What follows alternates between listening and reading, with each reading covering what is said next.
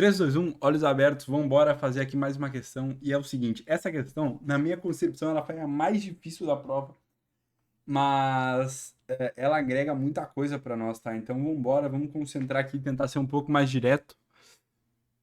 E vamos lá, que tem bastante coisa para revisar dessa questão, tá? Primeira coisa, cara, que é o seguinte, tu olhou para essa questão, ela fala ali, ó, triângulo ABC circunscrito. Então, né, caso tu quisesse, se tu precisasse dessa informação, tu teria que saber que o triângulo ele é circunscrito, ou seja, né, se o triângulo ele é circunscrito em uma circunferência, a circunferência está inscrita, né? Enfim, isso aí. O que a gente precisa saber? Primeira coisa, se tu é um cara que já fez bastante questão aí e tu é familiarizado com as provas militares, tu sabe que é o seguinte: quando tu olha um triângulo, um possível triângulo com ângulo de 30 graus, tu sabe que as provas militares elas adoram o triângulo egípcio, né? Que é o triângulo 30, 60, 90, enfim. Então vamos lá. Se aqui é 30, eu tô transpondo esse triângulo aqui, tá? A gente consegue forçar uma reta que seria justamente qual que é o ponto comum, a menor distância entre dois pontos? É uma reta, certo? Então o que isso significa para nós? Que a menor distância entre o centro e o triângulo é justamente uma reta. Só que qual que é a característica da reta? É um ângulo de 90 graus aqui, né? Perfeito?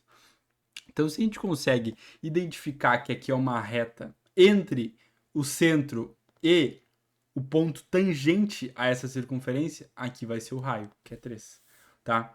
Enfim, isso aqui tu deveria saber de cabeça, mas caso tu não saiba, né, o cateto oposto sobre a hipotenusa vai ser igual ao seno de 30, que por sua vez vai ser justamente 3 sobre a hipotenusa, que é igual a meio, portanto a hipotenusa igual a 6. Show?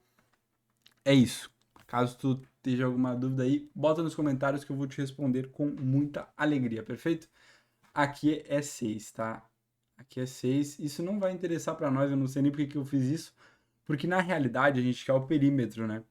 E o perímetro, ele é 2π vezes o raio, certo? Só que o que acontece? A gente não tem a circunferência inteira, concorda comigo? A gente tem uma fatia dela. Isso, cara, é um negócio que inclusive eu errei a primeira vez que eu fiz essa questão, porque eu olhei e falei assim, cara, já era, matei a questão. E não, velho, porque ela tem uma pegadinha, digamos assim, que é o seguinte: o que é o perímetro? Basicamente, o perímetro, né, numa explicação bem simples, né, para fácil compreensão, é basicamente como se tu fosse um bonequinho e tu tivesse que andar por cima da cordinha aqui até completar. Essa é a distância. É basicamente a distância percorrendo todo o circuito aqui. Digamos, o circuito, né? Enfim, só que o que acontece? Agora a gente não vai ter mais o nosso circuito.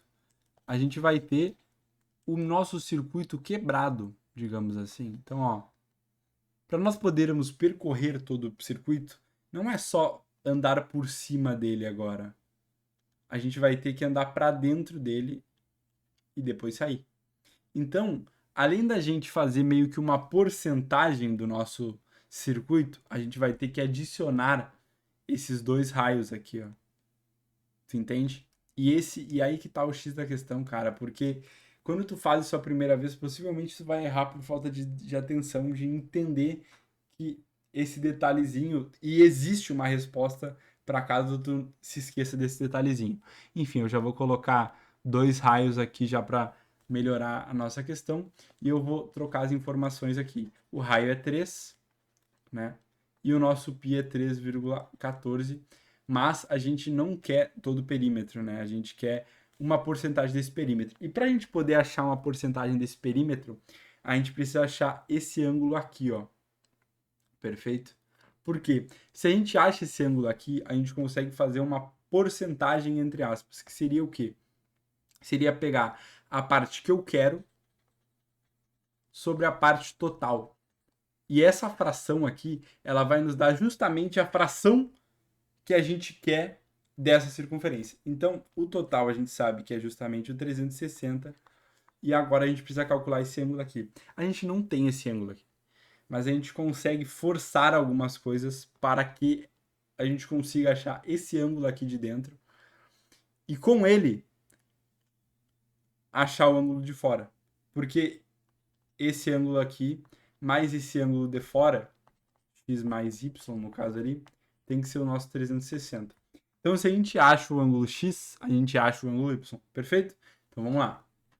O que a gente tem de informação omitidas, digamos assim, né? A gente tem que aqui é 45 e aqui é 45. Por quê?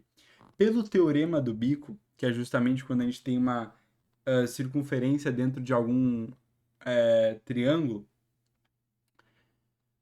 a gente sabe que os dois ladinhos entre a ponta, o vértice do triângulo e o ponto, ou seja, o vértice do triângulo e o ponto tangente com a circunferência é igual dos dois lados. Então, se aqui é x, né? Mas o que isso significa para nós? Se aqui é x e aqui é x, significa que essa reta, né? Significa que aqui é 45 graus. Perfeito?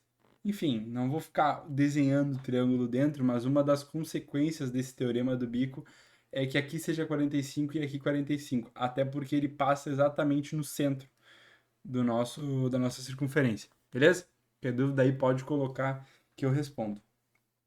A gente consegue traçar uma outra reta entre o centro e o ponto tangente do nosso triângulo com a circunferência aqui, ó. Beleza? E o que isso vai significar para nós? A gente sabe que aqui é 90, porque aqui é uma reta.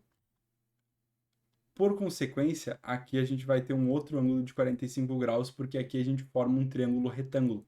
E se aqui é 45, aqui vai ter que ser 45. Vou pegar outra cor aqui para melhorar essa nossa situação. O que falta aqui para nós? Né? A gente sabe que aqui é 60 graus, porque esse triângulo é justamente o triângulo egípcio, em que a gente tem um 30, 60, 90. Só que aí que tá o pulo do gato agora. O que é isso aqui? É o raio, né? E o que é isso aqui? É o raio, que vale 3. E o que é isso aqui?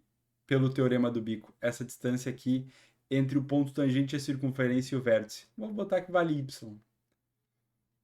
O que vale aqui então? Y. O que isso significa? Que aqui, ó, a gente tem o raio. Aqui a gente também tem o raio. Aqui a gente tem y. E aqui a gente também tem o y. O que significa? Que esses dois triângulos aqui, ó, eles são congruentes. Né? Ou seja, essa distância aqui, ó, ela vai ser comum dos dois. O que isso significa? Se a gente tem dois lados iguais, né? 3 lados iguais, desculpa, que os ângulos também são iguais. Então aqui, ó, a gente vai ter o ângulo de 30 graus. Por consequência, aqui vai ser 90 graus e aqui também vai ser 60. Perfeito? Então, o que a gente sabe?